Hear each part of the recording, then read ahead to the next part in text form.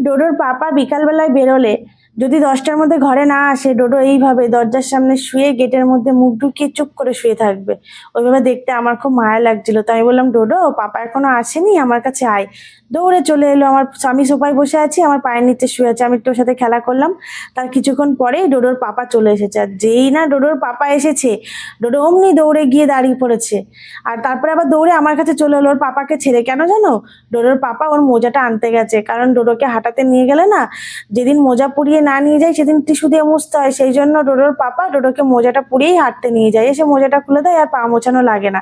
ও বাবু মোজা পরবে না বলে দৌড়ে আমার সোফায় আমার কোলে উঠে বসে আছে। দেখো চুপ করে। আমার ঘন্টুলাল এখন শুয়েই পড়েছে, মোজা পরবে না, নিচে নামবে না।